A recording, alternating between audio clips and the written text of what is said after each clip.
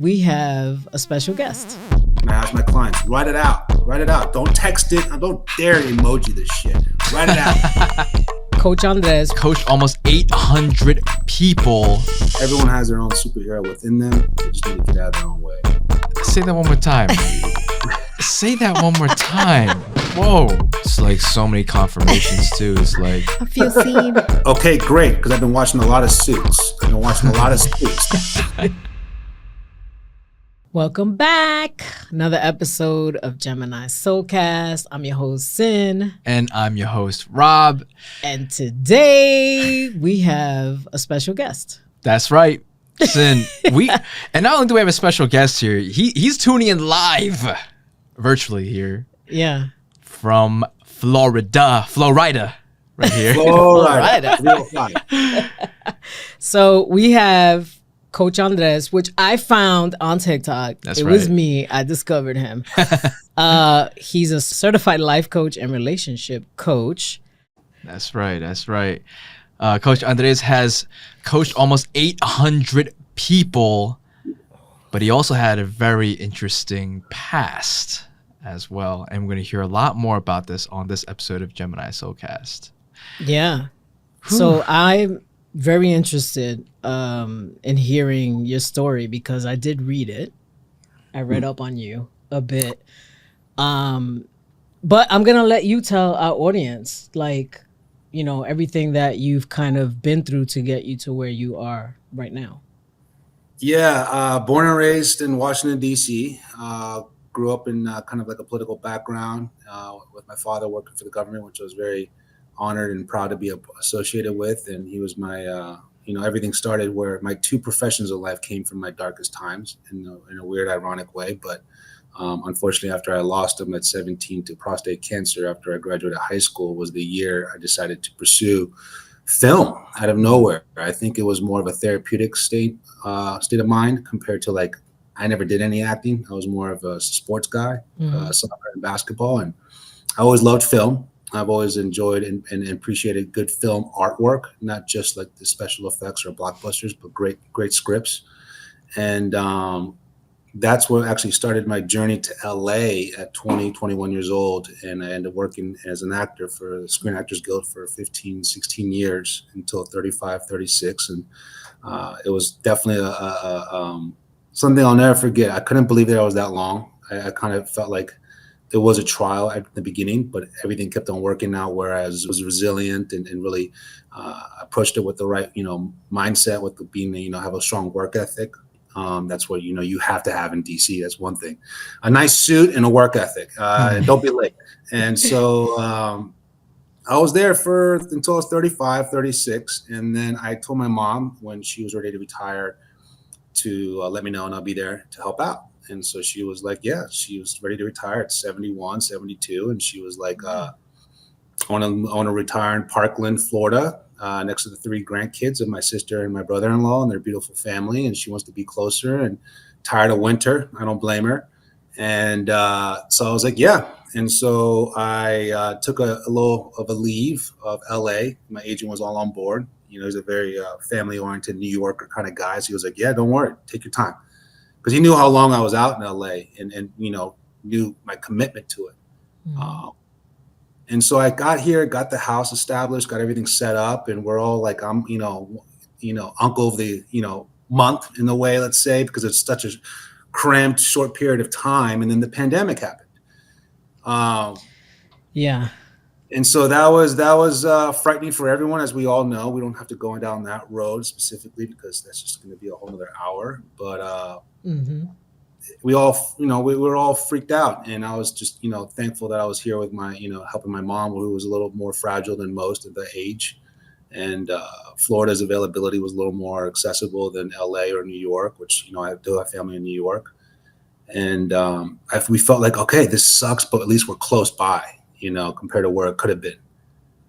And during that first pandemic summer, it was August 2020, August 25th, 2020, I suffered a freak of an accident, according to neurologists in my team of doctors, through being burnt out emotional exhaustion,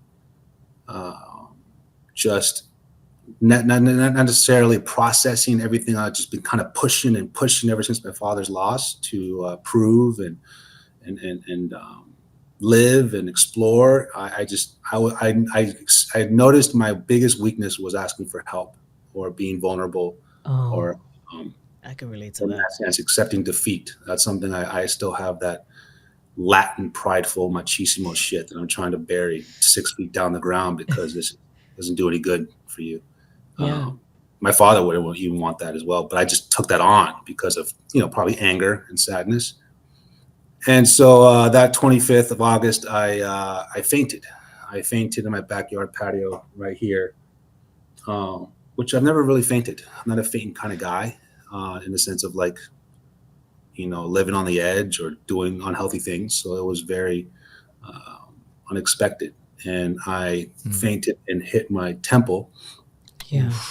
Yeah. A flower pot to one of my mom's garden pot plants in the backyard. And I cracked my C2 cervical spinal cord under my brain, under my cranium. And so that people don't realize that to C1 to C3 is a little above your neck. It's a little more, up there with the cervical side of things. And I was unconscious for almost 2 minutes. Thankfully, my brother and my sister-in-law were in town visiting because they were trying to like kind of get closer to family during that time. Wow. And he woke me up, and I was in some level of some space peacefulness, kind of a soul cast in a way. And I was just in a very blessed place. And he was terrified about my reaction, or at least my calmness. And so when he eventually said, "Let's get you up, you fainted." And I was like, "Oh, no, let's get up." And as soon as I got up, or at least as soon as I was trying to get up, that's when hell, I like to call it, kicked in. And I couldn't feel my toes, my legs, my waist, my groin, my stomach, my chest, my arms, my shoulders, my neck. Couldn't feel anything under my neck. And that was terrifying. And so they called the paramedics, and next morning I got diagnosed with a C2 deep contusion. They said it was the same injury as Christopher Reeves, the one when he broke his neck off the horse. And it wasn't a full break. So, if it broke more north, and I remember these options were, and again, I'm new to Florida. I just left acting, trying to do the right thing, be a good son, and, all that. And then I'm just, what the hell, right? And 3 options were, if it cracked up more north of, your C2, it could have hit into your brain, and it could have, caused, death in a way. If it fully broke, you would be a permanent quadriplegic, full on, head down, from neck down. And the third one, I was like, I can't wait for that one. They're like, the unknown. I'm like, what's that? And he was like, well, it's not fully broken, and it doesn't require surgery, but we don't know how your body might respond or react to medication, rest, rehab, everything that we're going to do for you. And shout out to Broward Health North Hospital in Florida, South Florida, who are an amazing team. Amazing team. And I still, to this day, happily do some patient advocacy work there to help patients still believe in a way. And so under these difficult times, I was all on board with option 3. Just wasn't sure how I was going to get there. You want me to keep on going? I'm telling you, I could go. Ooh, I got questions. Go ahead. Please, go ahead. No, I was just going to say, initially when everything happened and you realized where you were at that point, were you thinking at that time, I'm going to get through this? Or did you ever go through a period of darkness, as they say, where you thought, this is it? Like, this is, the hand that God dealt me right now. Were you angry? Were you, like, what were you feeling more or less?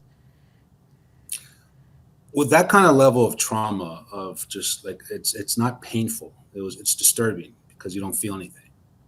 You can't move anything. And so you're not necessarily, grieving in pain or yelling, it was all like neurological. It was all inflamed, and it was all, paralyzed. And so I remember the first morning while I'm like, I can't believe what's going on. Again, this is August 2020. Like, there's no vaccinations, visitations, COVID. Everyone's freaking out. Like, it's still very fresh. Yeah. I'm still processing that. And then they offered me a therapist while I was there. And I was like, yeah, whatever. I'm on board. Whatever you say, I'll take it. I will listen. I will do whatever. And what she told me later on was that it was very normal and natural for me to be in this fight or flight survivor mode of being aggressively angry, denial, adrenaline, pride, ego, strength. Something I've always tried to I can get it. I can lift it. I can run through the wall. Sure. And all that crap. But after I calmed down on the idea of not fighting it and not necessarily accepting it, that's when things started to progress. And so it was, I remember specifically that specific night too. And that's where I realized what this neurological thing was a mind over matter thing. It was a spiritual thing. It was a mental thing. It was something more than just, physicality. When you talk about this crazy incident that happened to you, and because it happened so randomly, right? Yeah. Out of nowhere, this completely changes your life. One day you are walking, taking care of your mom. You're outside in Florida. Next thing you know, you're in the hospital. You can't move. You are a literal vegetable at that time. Mm-hmm. I'm curious to know, how did you get from that to the point of where you are now, where you're like a life coach? I wonder, was that what inspired you to become a life coach? Or were there moments like during that time of these 3 weeks, was it 3 weeks of recovery, where you're like, you had a lot of time to reflect? Like, did you get any downloads? Did you get any like insights during that time of recovery for you? I know you mentioned that it's more mental than physical. That's one part of it, but any other insights? Yeah, no, great question. So I never did therapy before, and I probably knew I needed it after my father's passing, but not in a way where I was rebellious towards being hurtful towards myself. I was more like, I'm going to prove and be an actor and work hard and show what I can do and make them proud. So, but I still wasn't necessarily grieving in the healthiest way and just kind of keeping things blocked up. And I believe what that pain and that void on top of this injury in the situation, I really did push myself to the limit, to a point where I had no other option. I've been on survivor mode since I was 17, pushing, acting in New York. I was, 15, 16 years making a living and trying to make a steady living of it. And I just been on one, seriously. And I literally drained and exhausted my will, thoughts, energy, mind, to a point where the therapist was, you need to accept this and you need to climb this hill. But you need to understand this is a hill that you want to climb. And as soon as you stop fighting this paralyzation, as soon as you accept, surrender, sacrifice, you need to, she said two specific things. You need to simplify and purify your thoughts. You're in a different world now. You're not out there. That world does not exist. Your world is in that chair. And if you want your body to move, you need to talk to it. And I'm like, what, a conversation? And so it was some like out of the box kind of scenarios of thoughts. And I'm like, whatever you need. And so I was still forcing this commitment, if not this push of hope. But I knew I was still thinking like, fuck this. I'm going to prove, and I'm going to get me to the rehab, and I'm going to get going. This is not going to how I'm going to end. This is not going to be my life. I want to show what I could do. And again, there was still some left in me. And at that time, I was there for 30 plus days. But at that time, 3 weeks in, I was just practically moving my right toes only, like wiggling my right foot. And so that was that one specific night, I'll never forget, where they were like, so you just got accepted to the rehab center with Douglas, my brother from another mother. And I heard stories about Douglas the first minute I got there, how he's a hard ass, militant, physical therapy, no bullshit. Don't ask for me if you don't want it. And I asked for him immediately as soon as I got there. But then you have to go through the process of the ICU, trauma, registration, application towards the rehab center, get everything filed up. And then obviously he was like, bring Andrés along. I'm looking forward to it. I love his will. And so I was so excited that night about like, yes, he's going to cure me. And he wheeled me up to the parallel bars, and I had, I'm like 6'2", 200. So I had like, two physical therapists lift me up, and he was in front of me in front of the parallel bars, and my arms are wiggling like noodles. My legs are wiggling like noodles. And I can't even grab the pole. I can't even move a foot. I can't even, take a step or anything. I'm just like, almost one of those like, gas, those gas station floaty things. I'm just like one of those. Flimsy around. Like, I'm freaking out. And so they were like, this is enough for today. And they brought me back to my room, and I was just in rage. Because they knew that was a lot for my body. Just that moving, just that movement, just that shaking. But in my mind, I didn't do anything. And so that night, I was at the worst point of being angrily defensive and aggressive and mad. And I was just up until like 3, 4 in the morning, crying, praying, confessing, begging, surrendering, if I could, rip out my ego and bury it. And it was everything. It wasn't just for recovery. It was everything in life. I always say it's like it was confession on steroids almost. And that next morning, he brings me back to the parallel bars, and I walked 20 steps. Wow. Hey. I walked 20 there, 20 back. And the whole staff just gave me this big round of applause. And they weren't expecting that. Neither was I. And so then they bring me back to my room, and I'm like, I got it. And Genevieve, the PT director, she came to my room, and she was like, I read Douglas's reports and results. This isn't normal. And obviously Douglas doesn't make mistakes. You know that. Who are you? What's your story? This isn't normal. And so I tell her the whole story in a way what I'm telling you now. And she was like, well, 2 questions. One, would you be comfortable in bringing more awareness to spinal recovery and injuries with the marketing team? You said you've done some work with acting, and I think you'd be obviously very comfortable on camera, maybe the news, and talk about that. And I was like, yeah, anything you guys need. You guys are literally bringing me back to life. And so I was like, you let me know. Great. She'll get in touch with you, and, we'll make that work. And I was like, anything. And then on the way out, she was like, and secondly, your last 2 weeks here, how would you like to talk to other trauma patients? And I'm like, who? All of them, any of them, whoever. We just, knock on their door, and we wheel you in, and you just talk to them. And I was like, about what? And they were like, about COVID, about sports, I don't know, whatever you want. And I was like, sure, because I was obviously, bored as hell. I can't grab anything, as in my phone or the remote control or a book. I'm literally staring at things. You have no idea how crazy you can go and how crazy you can get just staring at something for 30 days. You can't grab anything. And so you are literally at a place of trying to simplify and purify your thoughts all the time. And so I was like, yeah, I would love to.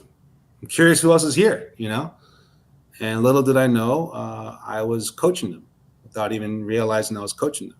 And I fell in love with it. And I felt that was my calling. It was the best of all of my traits of, family-oriented, hardworking, creatively, outspoken with acting and adaptable in that sense with that art form. And then also very, motivational kind of guy. I've always just kind of push and test the boundaries with what my dreams. And it just felt right. And so later on, after I got discharged, I got recruited from a very, very well-known coach, and I was honored and blessed that he did. And one of my best friends till this day, and we're teamed up, and still working together for 5.5 years now. Wow. Yeah. I'm just Wow. when I hear your story, I'm just really blown away. But however, I look at it, this isn't my perspective as a spiritualist, but it's like you say 30 days, and for some people, oh, that's kind of long. That's actually pretty short Yeah. when you think about it. And then for you to be placed in that position, and for a lot of people, they would pretty much give up. Yep. Realistically, like, you know what I mean? Yeah. I feel like there's a lot of people that would just like give up, or they wouldn't believe that they can do it again. And here you come out at the end, like you're there 30 days and they're like, hey, you want to go coach? It's like really purpose, like really purpose. And had that not happened to you, I mean, these 800 people that you have coached and helped, I mean, I just wonder, what would have happened with them, because I'm Yeah. sure that Andres has had a lot of impact on people. Yeah. Appreciate that. I mean, a Yeah, lot. yeah.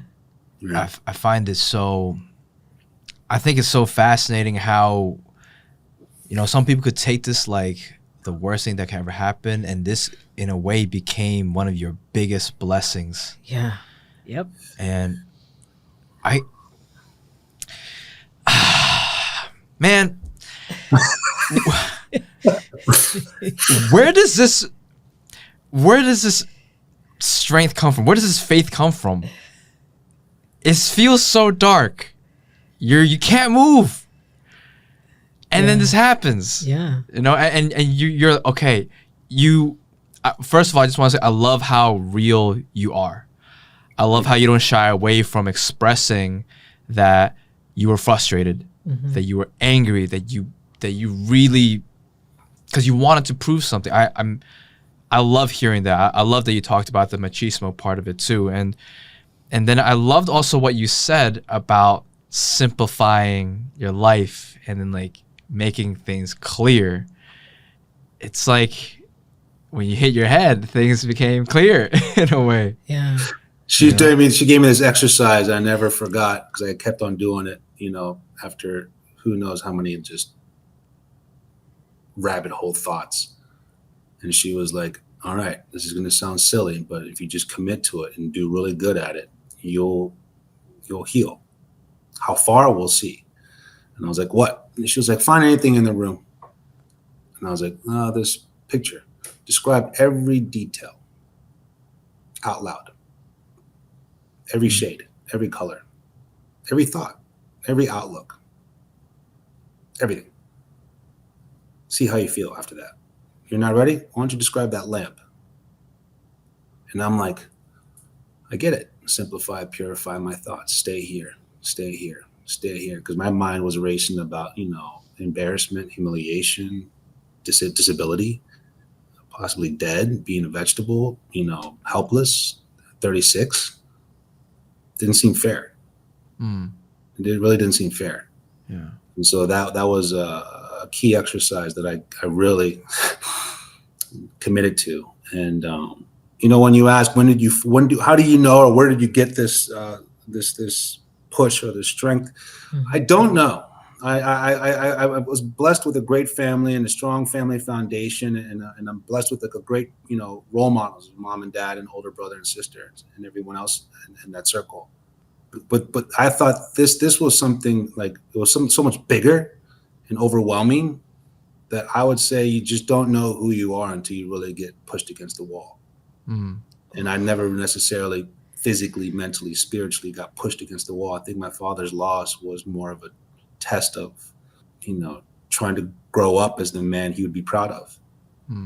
But it wasn't more of like, I have no other options. No, actually, I'm choosing to move out to LA, and I got many options of anything. So I enrolled to the Marines. I was working for the government. I was also a gourmet butcher. Then I started acting, and so I was doing a variety of things. And I was like, all right, I got options. I don't feel pushed against the wall, even though I'm, sad as hell. But with this scenario, there is no other option. Like, you are literally helpless. And so when you're at that point of life, which I hope nobody ever gets to, or at least mentally, emotionally paralyzes themselves, you really find out what kind of person you are. And that's one thing I know is that I don't complain, and I'll never quit. I don't care if I lose. I'll come back and beat you tomorrow. I don't care if you win 100 times. I'll beat you 101.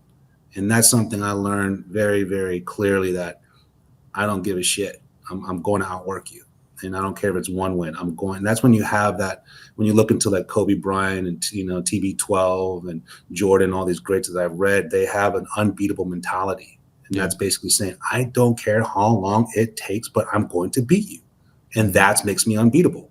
So if you beat me, whatever, that's fine. I'll come back next season. I'll improve my offense. I'll improve my defense. I'll alter and tweak whatever I got to do, but I will beat you. And that's that level of like almost psychotic competitors where they can go a little too far, where they might create scenarios. I've read a lot of funny stories about that, which I'm a big sports fan, as I mentioned before. And I took that on, and I was like, okay. And so I failed all the time. I tripped earlier today and almost freaking cracked my hand. I trip all the time. I'm goofy. I'm not because I'm naturally goofy, it's because I am now goofy with my body. And so I just didn't care about being embarrassed or losing. I didn't care about shame. I didn't care about any of that. I was like, all I care about is progress. That's all I care about. I think a lot of it has to do with like you taking out the ego part, not needing to care about what other people say, what other people think. It seems to be, it's just like, if you can't wiggle your fingers, all right, we're going to try a little bit at a time. You're going to come back tomorrow, the next day, get a little bit better, a little bit better. It's crazy. It's crazy because you had a physical limitation, but a lot of people, including, listeners of ours too, they may feel mentally stuck. They may feel paralyzed in life. I have many moments when I feel lost, when I don't know how to make a decision on something. I feel so paralyzed. I don't know what to do. Yeah. So, as somebody who's been through this and as somebody who's a coach, what would you say to anybody that is feeling paralyzed in their life? Get off your phone. Yeah, I got my phone. No, that's the first one. Get off your phone. Get off your phone. Get off your phone. Good. Yeah. That was funny. Exactly. Paralyzed, right? So get off your phone. I say that with all sensitivity towards. I live off my phone. I work off my phone, but we've just become too absorbed with it, and we have undervalued very basic nature, outdoors, interaction, socialization, exploring, just everyday basic things. And I'm saying that from someone who learned how to feed, bathe, wash, and learn how to walk again at 36 years old. I enjoy every bite. I enjoy every step. I enjoy every car ride, because unless you need to, again, simplify, purify that, whatever your foundation, your core is. Mine was always, fitness. Mine was always faith, or my family, my 3 F's in a way. And so what I want to do is I would, lose myself in those 3 worlds. But I would also try to challenge myself to do something in a more advanced place, because that's my comfort zone. You put me in the gym, I'm good. Put me on the court, I'm good. But I would always try to advance it to something I wasn't good at. And I would say with that system, purifying, simplifying your choices and keeping that foundation not just wholesome, but also healthy and productive, look into mentorship. I feel like we all just casually half-ass into this level of leadership, mentorship. And I'm telling you, I've coached 90% of people older than me, but it has nothing to do with in the sense of age. It's about just experience. And so you can learn from so many people if you just choose or research or take the time to find that voice. And I feel like now with all the access we have, there's no excuse to not find that person, and not just a casual, hey, when I'm in the mood. No, if you're in that place where you're feeling stuck, one thing was horrible at, but then I eventually got really good at, was that I didn't care what my feeling was. My goal was to learn. My goal was to get better every day, and whatever my feelings was. And I remember my mentor coach, he says this, and he goes, as a coach, fuck your feelings. I'm like, excuse me? Sorry if I'm cursing. He's like, fuck your feelings. I'm like, what do you mean by that? He goes, feelings are like emotions in the sense of the waves of the world, of the water. It just comes and goes, and one day it'll be up and one day it'll be down. This too shall pass, all those things. But I guarantee the feeling you will have after you accomplish this goal. I guarantee the feeling you will have if you stay disciplined into what you do. And it's not necessarily duration, it's repetition. People are always obsessed with duration. No, if you read Atomic Habits, it's about repetition. Show up, show up, show up, show up, show up, show up. And you slowly start to crawl yourself out of a hole. And people are just too lazy or scared. And I'm telling you, that's okay. Do it while you're lazy. Do it scared. Who cares? Like, that's what all the greats say. You're scared, do it scared. You're nervous, do it nervous. You're not motivated, who gives a shit about your motivation? Do it. Because you're allowing yourself to lose yourself to a feeling which limits your actions and mobility to actually see some progression of anything. So it's not necessarily to say fuck your feelings and no one cares about it. I was like, stop paying so much attention to it because it really is unpredictable, if not all over the place. And write out, which I have till this day, my goals are behind my office door. And I ask my clients, write it out. Write it out. Don't text it. I don't dare emoji this shit. Write it out. Write it out. Don't Snapchat me that bullshit. Write it out. I mean, paper, marker, billboard. And look at it. And try to get closer every little day.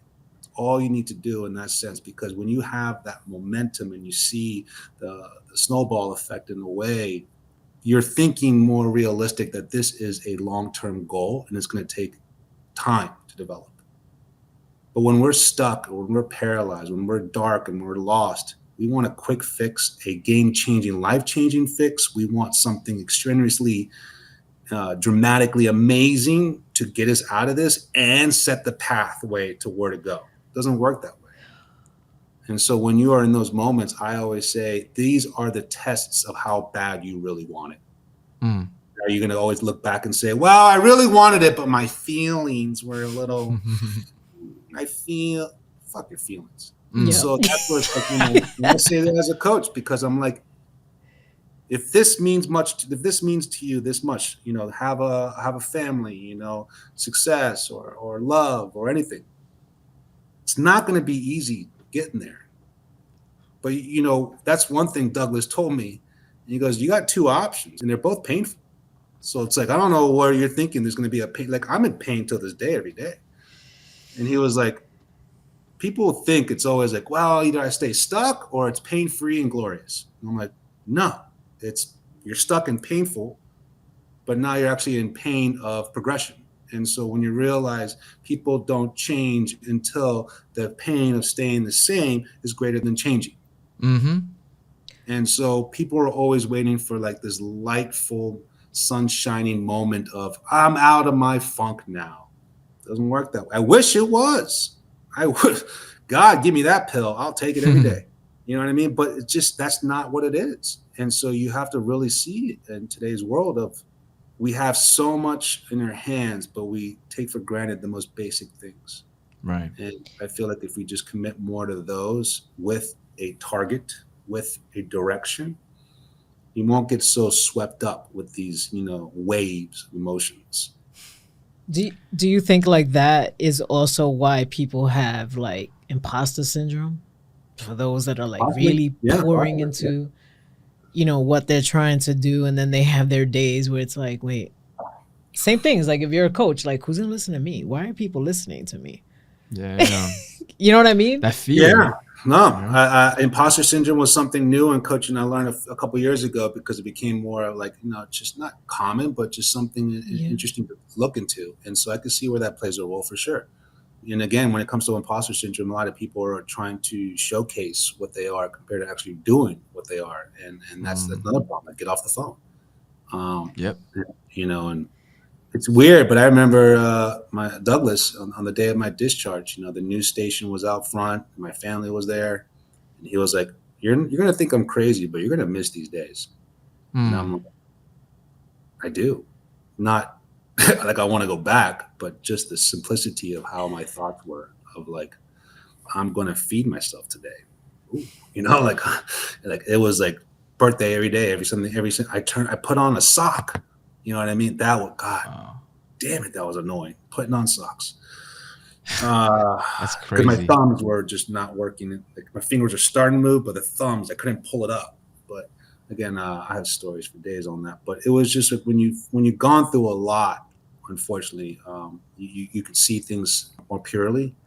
And I don't want anyone to go through what I've gone through. So I would say try to practice and implement those basic things now, as in like emotional deposits, so you know where to start or where to continue from when that tough day does happen. Don't just start from scratch. Don't just start because now you're in the shithole. Start now. Right. Build that momentum, build that foundation, build that environment, that connection, that network, whatever it is, because you're going to need it. Everyone needs help. Everyone needs therapy. Everyone needs a coach. Everyone needs a mentorship. Everyone. Right. And it's more about whatever your specific goal is, be humbled enough, learn from my mistake, and ask for help. Just you may not notice this, but as you were talking, there's multiple moments when Sin and I were just like looking at each other like, woo! It's like bars right here. You've been dropping wisdom on us. We love it. We love this.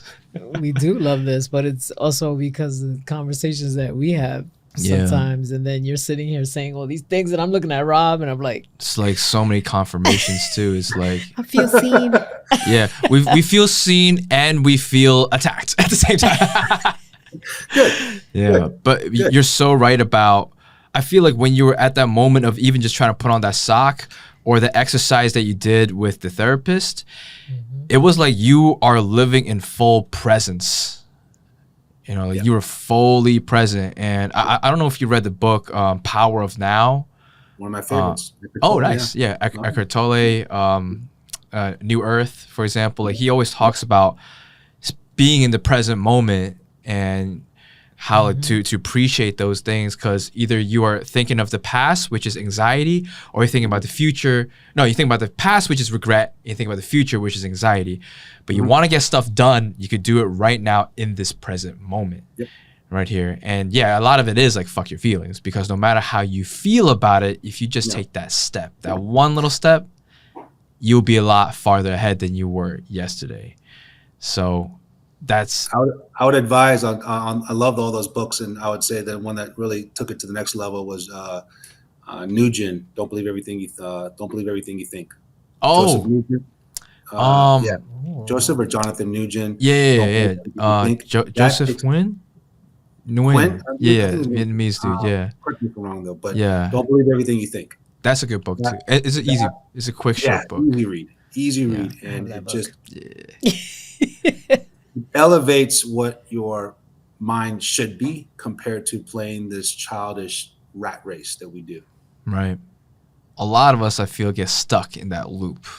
Yeah. Again and again and again. And I don't know, I feel like sometimes it's like we're aware of that and we break it. And then once the mind gets a little lazy, we go back into that sometimes. And then it's up to us to become aware of it, to then break it again, so then we could get back on track to what we're supposed to do, And but everything, even for example, like when we do podcasts, how many times we hear people that say, oh yeah, I would love to do a podcast. We recorded one episode and that was it.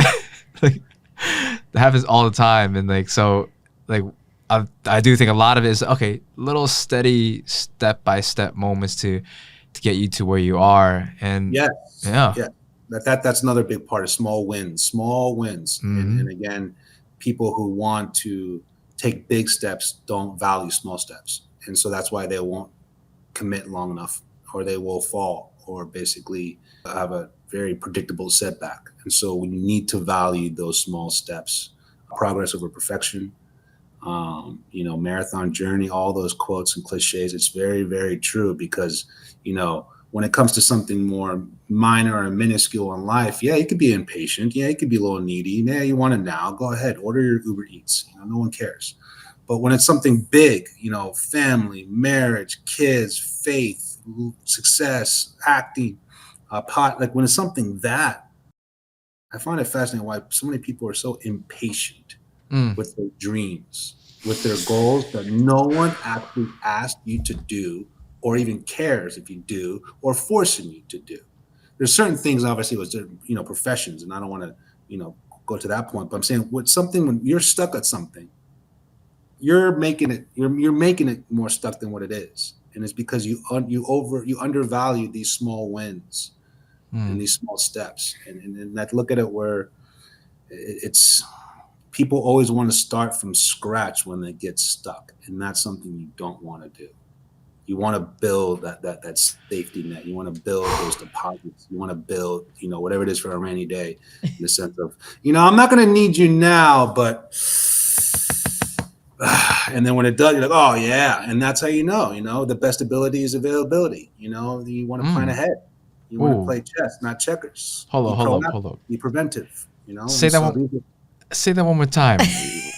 Say that one more time. Whoa. The best what? Ability is availability.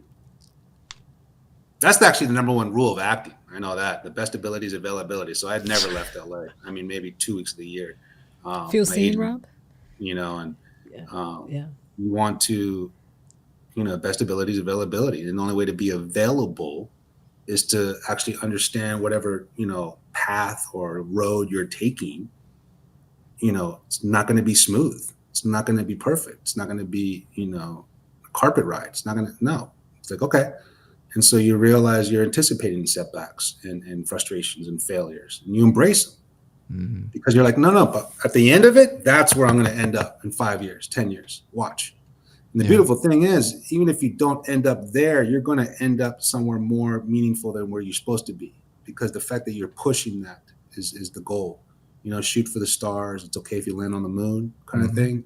So it's like, understand that and commit to that, because, man, that feeling that we said, that's going to be a whole different feeling at that time. It's going to be like, wow. And then you can build up on that. You okay? Dang. I relate to that a lot, heavily. I'm curious about you too. Well, tell me about the podcast a little bit on how you guys met, and New York. And I told you I have family from New York in town right now. Yeah. Well, we met through I became friends with her daughter first, with Sin's daughter. We did we were on a Broadway show together, and she's an actress too. Yeah, she's also an actress. And on opening night, Sin comes in, and then we're just chatting, and it's like opening night dinner. And you were there with your girlfriend at the time. At the time, yeah. And I was with Jade. And then, I don't know, he said, Andrés is laughing. He said something about Gemini, right? I think it was. We were talking about, I'm a Gemini. And you were like, what? I'm a Gemini too. Yeah. And then I asked him, well, when's your birthday? And I say, June 11th. And I said, get the fuck out of here, because that's my birthday. We have the same birthday. That's right. You want to take it a little further? So anyway, the whole point is real quick on those days. My birthday, guess what my birthday is? I know your birthday because I looked it up during your story. July 11th. July 11th. Damn! Yeah. That's crazy. I saw it when I was reading your bio and stuff. We got June 11th birthdays and July 11th birthdays. I thought the same thing. I was like, oh, he's July 11th. My man's a Cancer.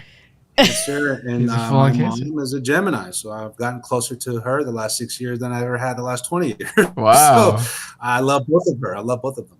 They're great. So, we're a crazy bunch. We're good people. No, I mean, it's a beautiful. People always kind of give that stereotype of two-faced. No, it's like you just guys have very different personalities at different times, and they both could be great. It's more about just they're going to get a different perspective. In a way. Yeah, because I turn into a different person when I'm hangry. I've seen a lot of that. I've seen a lot of that. I'm gonna get this girl a Snickers. That's right. Chew it on the Twix. Need a moment. So that's how Rob and I met. And then Gemini Soulcast happened because I was looking to do my own podcast. I've done it. I did one before. Mhm. and I did a YouTube show before. And then I was like, I want to start speaking to women as far as like choosing themselves because of like my history, which we're not going to get into right now in this moment. But anyway, so I was speaking to Rob about it, and then Rob was like, "Oh, I'll help you with, I'll record it and I'll help you edit." And he was teaching me GarageBand so that I can do it at home. Yeah. And then after a few conversations, he just kept saying, "Well, let me know when, you're going to do your podcast." And then I just looked at him and I was like, "Do you want to do this with me?" And he was just like, "Yeah." Simple as that, you know. Just like that. Yeah. And we just came together and we started doing the podcast. Yeah. And now we're on season 3. We're on season 3. Yeah. Oh, wow. Yeah. Wow. Very nice. Congrats. No, thank you. And it's a little over a year, so we really committed to Gemini Soulcast. Yeah. But a lot of it is exactly what you're saying too. Those small victories, those small wins, trying to take a look at the bigger picture, not letting those emotions get in the way of even creating or even making things happen. And so that's why, like, everything that you've been saying, there's been so many moments when we're just looking at each other like, wow, like this is it hits us in that type of way because we're also living, obviously we're not paralyzed in that way, but we have a lot of these types of conversations. So, and the fact that you're also an actor too, I resonate with a lot of what you're saying too about, being available and also like having trust and like, and also the burnout of it too. Like I've been burned out from acting more than once. I have multiple times when I thought about quitting and things like that and feeling lost. Like I've told Sin many times about that. So it's like hearing you talk about that too is like also amazing to hear because sometimes I could feel maybe like, is this the only thing I could do?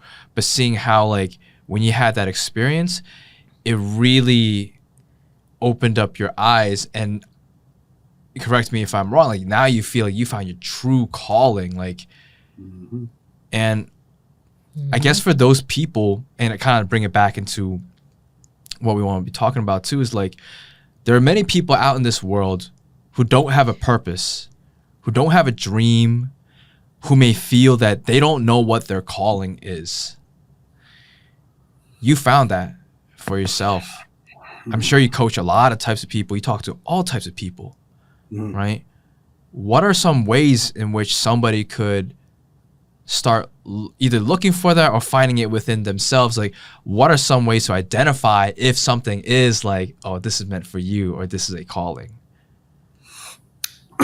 Great question.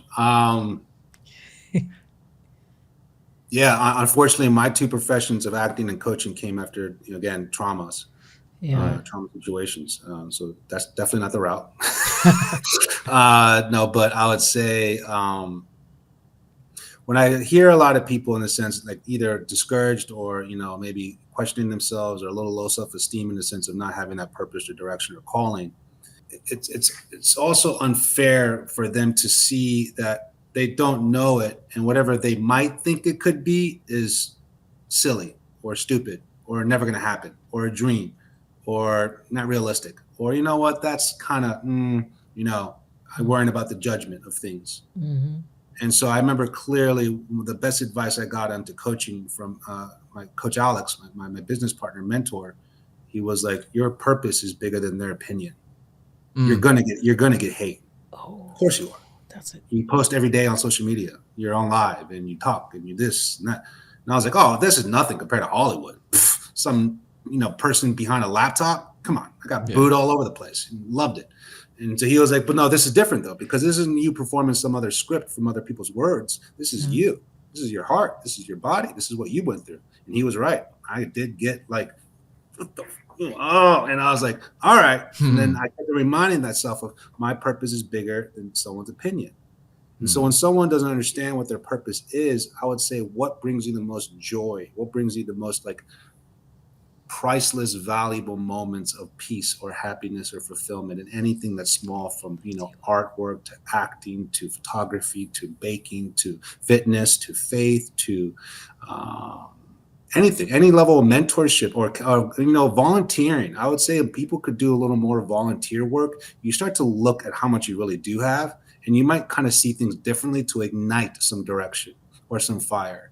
And so what you want to do is find something and commit to it, not just when you're in the mood and you're inspired on Monday, or not just when it's perfectly on Sunday and now I'm going to go do something. Commit to these little hobbies and let's see where it goes. It's only going to add value to what you are doing, making a living, or what you are pursuing.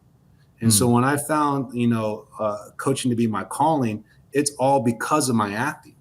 It's all because of what me moving there. It's all because of what I went through. Like for your example, like don't be just good at acting. Get everything you got, of course, but be open to more than that, than just acting, because acting requires, and I'm sure you have, a lot of great social skills, if not are getting diminished and replaced daily. So you don't realize a good salesman or a good networker or a social personality is so valuable. And you imagine now I look at it where I'm my own director. I write my own content. I am my own producer. Obviously, I'm the star of my own coaching movie. Okay. And so my situation was a little different because I had a mentorship and someone, training me in that way. But you don't realize like you need to believe on what you do for yourself and not anyone else, and let that build, because even if it is just a hobby or just a, fun break of 2 hours of the week, that's for you. Right. And that through time, that will start to maybe, again, clear the fog, clear the clouds to be like, that's why I want to do. Okay. And you don't know unless you commit to it. And people give up on purpose, dreams, or missions, callings a lot quicker than they should because they don't necessarily feel confident about having that. So you don't have to be confident having it. You don't have to be paralyzed to have it. But if there's something that everyone knows that brings you joy, learn more about it. Talk to somebody who does it better than you. Be around it. Just surround yourself with it. Maybe 3 hours a week. And watch where you're at in 6 months. And maybe it's not your final destination, but it could lead you to something more, something different. And you never know. And so a lot of times people are just, again, too impatient and scared to take that step, thinking because I need to have results quickly. And I understand people gotta work a 9 to 5 and do what they gotta do to pay the bills. So that's where you be realistic. All right, I'm gonna give it 1 hour a week, 4 hours a month, and let's just see how that snowball effect moves down. And that's where it's like, why not do that for yourself? No one else, will, and no one else wants to. Find fulfillment in that hobby that can turn into a purpose or a passion. Career. Yeah, I think people limit themselves. All Like the they time. place the limit on themselves though. Whenever I do my lives, I say all the time too, like, I don't care. If you're still here, you can still do it. Like, people get so stuck on age too. Like, well, I'm too old now. Well, who says you're too old Right. to do anything? Just do it. Yep. Just go for it. Yeah. It's something that Sid has told me before too, is related to what you're saying about the whole, like, spending time on those hobbies and things that bring you joy. And then you can see what happens is that, as a quote that I love what she says, our goal is to get paid to exist. Wow. I like that. To exist as just ourselves in our fullest form. Like, our existence is already like beautiful. And so whatever we do, whatever hobbies that we have, like, it is possible. Yeah. To do whatever lights you up. Yes. Yeah. That's what I always say. It reminds me that I love that. I'm gonna have to borrow that. And that reminds me of an acronym I made of love, because in Europe, where my friend Coach Alex, that's where he started from, and that's where there's more of, it's called a love coach. And so it's not necessarily life and relationships called love coach, but here it's life. And so I was like, okay, let's see, you have the following, I'm gonna follow your directions.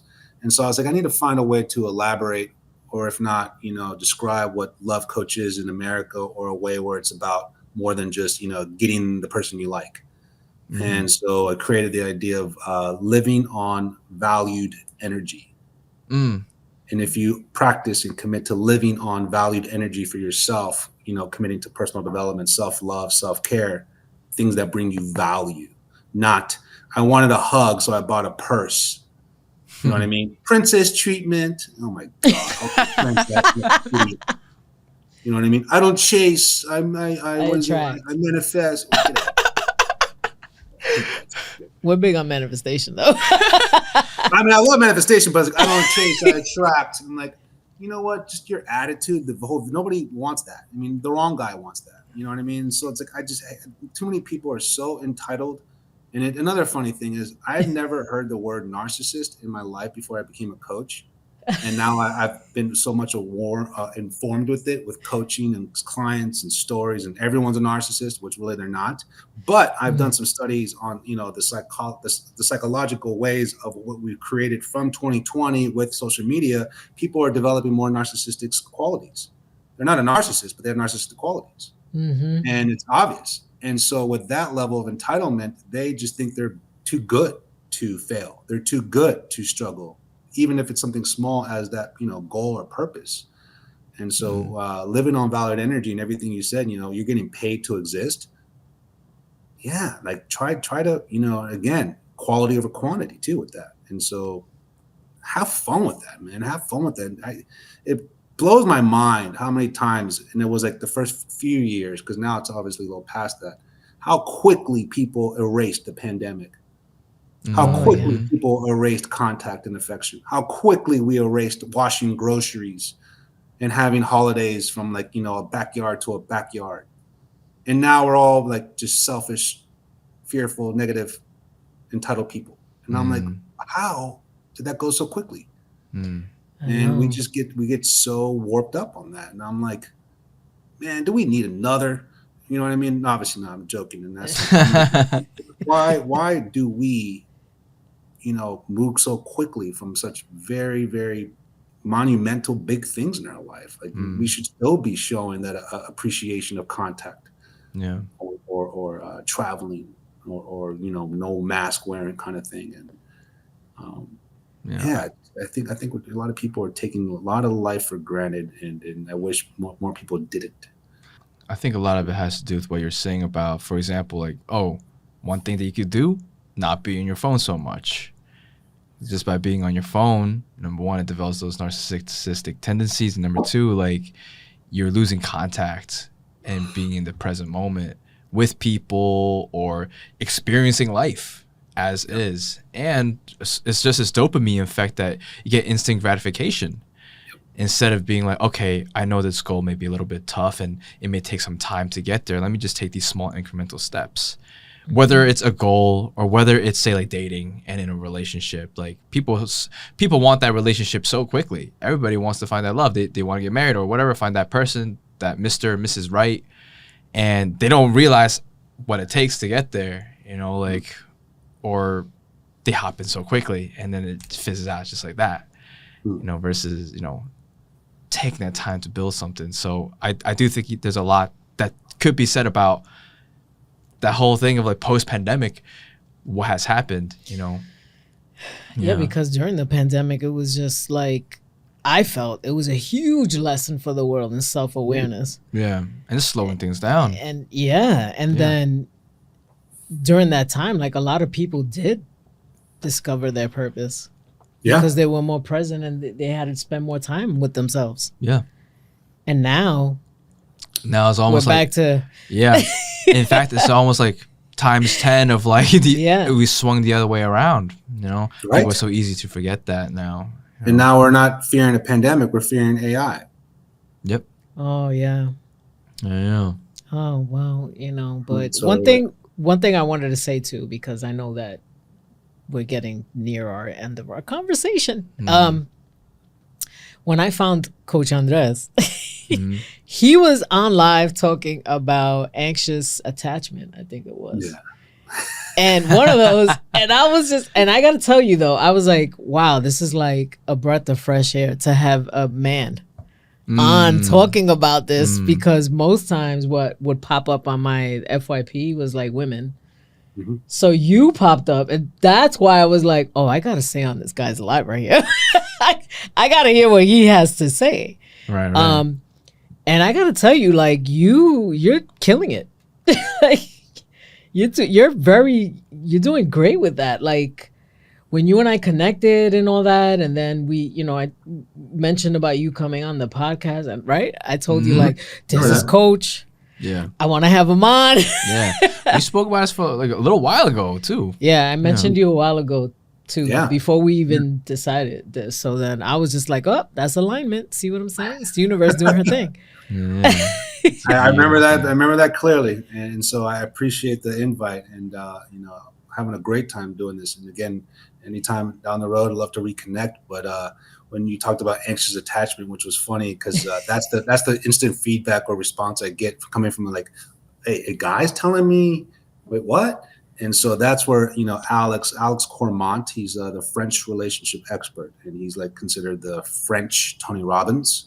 He's just been doing it for 20 plus years. He's a motivational speaker and European national basketball champion as well. And that's where we bonded the most, basketball. And it's a crazy story, but when we met, because at that time, my girlfriend, then and his girlfriend, who's now his wife, we set up this double date, and we didn't know each other, but they knew we both liked basketball. So they set us in a room, and the Miami Heat were playing, and we just started talking about basketball. And literally our first conversation I was like, yeah, I saw your work, and you do amazing coaching. Like, you're like Tony Robbins, like you're like 6'7", 6'6", like all right. I don't want to disappoint you. You know what I mean? And so I was like, what got you into that? And he was like, I lost my father to cancer. And I was like, he was like, what about you? I see you in acting. I see you do the film and TV, and you've done this. What got you into acting? I was like, I lost my father to cancer. Remember that moment? I was like, all right, there's something here. Brotherhood. And one thing he kept on talking about with men coaching women is that his business, our business now, is we have women coach men coach women to balance out the masculine and feminine energy. And so that's where that outlook is so fresh, but also in a way where it's about tough love. He was like, when I want you coaching someone, I want them to be shooken up, but in a careful, loving way. And I'm like, I can do that. I can do that because in the sense of like a coach is in the sense of I believe in you and I want you to do your best, and I'm going to come out with the best playbook and guideline that is towards your strengths, and be aware of your weaknesses. And let's do it. Small wins leads to big results. And if they're not, then you're more of like shake them up. And that's why you are where you are. That's why you're not where you want to go.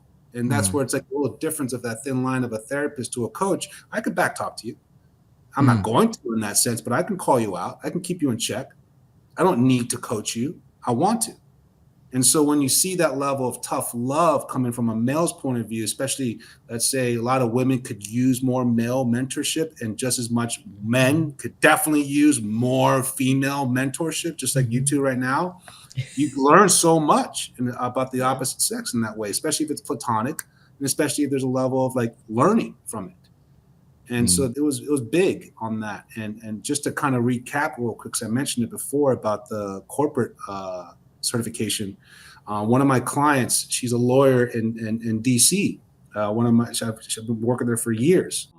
She came to me originally from, I'm from DC. So I was like, oh, yeah. We talked about all that. And amazing lawyer. And she just came to me with this, minor relationship situation. I think it was 4 years ago. And I still coach her on where she's going towards her promotions and starting her own, thing and expanding and going all over the place. And when she committed to my program, not just one session, but on my website, it tells you the programs that I offer. She committed to it. And I was like really going into her fitness, nutrition, life coaching, personal development, personal assessment, finding out more weaknesses, everything. And she was like, bring it on. And she loved it. And so one winter, I believe it was 2021, one winter, I didn't know that she was also an writer for the American Bar Association, ABA. And so she writes for the ATB, After the Bar magazine, which is a digital magazine for all the new lawyers coming into law to learn about the work environment coming from law school. And it's all targeted towards new lawyers. And so she's one of the editors and writers for this digital magazine on the ABA website. And so should we have our catch-up call before we get into the coaching? And then she was like, and I pitched you. And I'm like, wait, what? What do you mean pitched? Pitched what? And I was like, cause I was like, I'm not doing court. I mean, like I said, I'm wearing slippers and shorts right now. I mean, pitch. And so I was still new to coaching at that time, and I wasn't sure yet if I was qualified in any way. But she was like, they're looking for more personal development, or at least mental health in the work environment. I really think you could put something up there. And I was like, well, what am I going to do? And she was like, just come up with some topics, and I'll help you. And then write up 1,000 words, and I'll help you. And then we'll edit it and re-edit it and re-edit it until I get the approval from my boss, and we'll go from there and we'll submit it. And I was like, okay, great, because I've been watching a lot of Suits. And so I'm gonna Mike Ross this shit. I'm gonna Mike Ross this son of a gun. Nice. You know what I mean? Espressos and Red Bulls, and I'm just gonna be like, whatever I was doing. But I actually was just binge watching Suits at that time, and I was like, and so I was thrilled, but I was scared because I was like, I don't know if I'm going to be able to relate to these lawyers. And so I kept on like brainstorming for days. And luckily, fortunately, she gave me enough time to like really, think it through compared to a deadline so quickly. And so I was like talking about everything I've learned and trying to show everything I've gone through. And they were like, she was like, no. And I'm like, it's a little more of a sad story, or like, inspiring, but what does it do for me? You know what I mean? And so I said, you know what? I have learned more now than ever, talking to women and coaching and learning and all this training, how much I value emotional intelligence. I think EQ is the new IQ. And she goes, there it is. The laws of EQ. And I'm like, very interesting, coming from a man who coaches women, the balance of masculine and feminine energy. She was like, perfect. How can you understand the pros and cons of both? How to conversate between two, the attachments, trust, communication, all those things. And so that got going. And I was like, oh, yeah. And so I just let it rip. And she published it in the ABA magazine that following New Year, 2022. And the feedback was great. They said, this is such a inspiring but honest, helpful article that we're not going to give it to just the new upcoming lawyers. We're going to have it at every annual, if not mid-annual meeting part of the health program. So we hand out everything. There's always the health program and insurance and everything else. And it comes like, mental health and all this stuff. That's going to be an article for every lawyer. And I'm like, okay. So immediately I went to Symbiosis, the certification I got for life coaching, and I went there and I registered for corporate. And then I did the 6-month program and got that. But I didn't push that in a sense. I wanted to be qualified and I wanted to have that credential because I was kind of slowly getting in that world, but I was still trying to develop, if not maximize, life and relationship, because I was still learning more about that. That corporate will be maybe down the road, but it's just a whole, like I mentioned last night, it's a whole different ballpark. We're talking about salaries. And so I'm saving that for down the road. Let's just say it, back to the whole deposits kind of thing. I love that. I guess as we're nearing towards the end of this, I'm curious to know, and I'm sure for anybody who's listening would be curious to know too, which is, so what's next for you, man? What's next for Coach Andrés? You've got you've been killing it on social media. You've been coaching. You coached a lot of people. Congratulations on your recent certifications and everything. What's on the frontier for you? Well, we are in our first season of me and Coach Alex's Art podcast on Spotify. So definitely having a lot of fun with that. It's called Love Coach Podcast on Spotify. New episodes every Friday, audio and video. Hey. Please follow, 5-star that. And so I'm really excited about that because it's really combining both our different outlooks, but the same foundation of what we do. He's European and French, married with 2 kids. I have a girlfriend, but I'm, bachelor, 40, no kids. American, Hispanic American. And so we bring a great contrast to it. We have a lot of fun. Outside of that, then just keep on trying to tweak my programs to be more fitness nutrition as well as trauma coaching. I want to get into more spinal disability, handicap coaching, trauma mentorship. and then two big things: TED Talk and my book. TED Talk and a book. Yeah. Hey. Yeah. Definitely, you have to get a book going. Yeah, you already working on There's it? no Are way you that already you- writing it? No, it's on the wall. It's on the door. It's okay. It's okay. On the door, It's okay. but it's like I'm building the tools and gaining the knowledge I need to know That's before right. something like that. So I'm staring at it. You know what I mean? It's down the road, and then I'll get Yeah, there. You wrote that down. Yes, Nice. first two on the board. and your Wow. story alone is a book. Honestly, It's inspiring. Yeah. it's very Seriously. inspiring. Wow. Thank you. Where can we find you then? Can you tell our audience where can they find you? That's right. Yes, my website would be the simplest thing, coachingwithandres.com. Has all my social media handles, my story, and my qualifications. If you obviously want to check on that, and then my services under coaching. So yeah, that will have everything there, and the company phone, which I operate with. So you can text me or email me or follow me on the social media handles. Amazing. And I'm here and again, anyone who's listening, if you mention this podcast, you get a free consultation. Let them know that you mentioned this podcast, and you can email me, message me on any of those social media handles, or text the company phone, and I will offer you a free consultation. Hey, there thank you, we go. Andres. Very nice of you. Thank you. Wow. Obviously, with everybody listening, please make sure to leave your comments. If you have any questions for us or for Coach Andres, please write them down. We read all of them. And once again, man, thank you so much for Thank taking your you. time. To Pleasure, tune in with pleasure, us. you guys. I love the vibe. I love what you guys are doing. Thank Just bringing you. good energy to the world. And one recap of, I know I mentioned this last night, but when everything kind of happens for a reason. Mhm. I told you about that Superman situation. Everything happens for a reason. And when Yeah. you least expect it, it does come to fruition. Where after my injury, after everything, I wasn't doing any acting in Florida, but I started to open up a little bit in Miami commercially. And 9 months after my injury, I was telling my agent in Miami, I was like, I'm ready to get back on set, but I'm very limited, unfortunately. I could sit and talk or walk or stand and talk, and I can't necessarily walk smoothly or do anything physical.